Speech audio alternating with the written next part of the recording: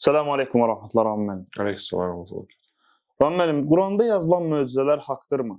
Çünki bəziləri bunu inkar edir. Bunlardan məsələn Musa peyğəmbərin dənizi yarması, Süleyman peyğəmbərin qarışqa ilə danışması və s. Quranda yazıldığı şeylər hamısı haqdır. Nəinki möcüzə. Quran-ı Kərim ən doğru kitabdır. Allah Subhanahu wa Taala Quran-ı Kərimdə buyurur ki: "Və-men asdaqu minallahi hadisa." Yəni Allahdan başqa kimsə daha doğru danışa bilərmi? Yəni heç kim Allahdan başqa daha doğru danışa bilməz. Ona görə Quran-ı Kərim bizim əqidəmizə görə, müsəlmanların əqidələrinə görə Allahın kəlamıdır.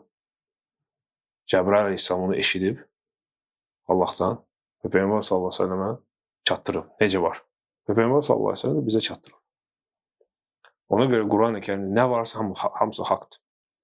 Və nəyəsə Quran-ı Kərimdə nəyisə inkar eləmək hamısı küfrdür. Olmaz. Və o ki qaldı möcüzələrə. Nəinki müsəlmanlar, məsələn Musa əleyhissalamın dənizin yarmasını keçməyi, nəinki müsəlmanlar. Hətta Yahudilər və Xristianlar inanır. Hətta İncildə də o var. Yəni bu nəinki Qurana küfürdür, hətta İncilə də küfürdür, hətta Tövrata da küfürdür. Bütün yəni bugün həm Xristian, Yahudi, həm müsəlman inanırlar ki, dəniz açılıb və Musa əleyhissalam keçib o dənizdə. Nəinki müsəlmanlar. Ona görə özünü müsəlman deyib bu şeylərə iman etməyən, inkar eləyən qəribədir o xalq. Onun qəribədir.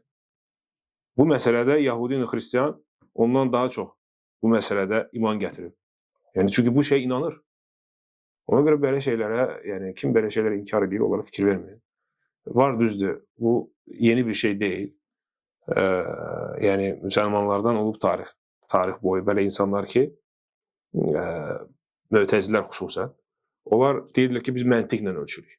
Baxırıq məntiqə, əgər bu ayə məntiqə düz gəlmir, məntiqlə, onu da qəbul eləmirik.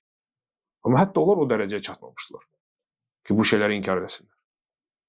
Ona görə sözsüz ki, bu insan, yəni kim bunu belə şeylərə deyir, yəni təhlükə içindədir.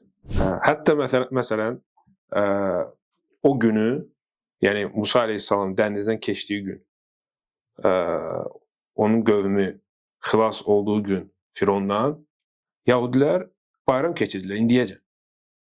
İndiyəcən keçirirlər bayram kimi. O da Aşura günü düşür. Hətta Peyğəmbər sallallahu əleyhi və səlləm vaxtında Peyğəmbər sallallahu əleyhi və səlləm xəbər verdilər ki, onlar bayram keçirdilər. Aşura günü.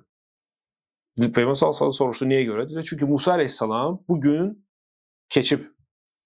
Yəni qövmü ilə bir yerdə Firondan qaçıb keçdilər, dəniz ayrıldı, keçdilər. Və Peyğəmbər sallallahu əleyhi və səlləm nə dedi? Dedi ki, biz Musaya daha yaxınıq.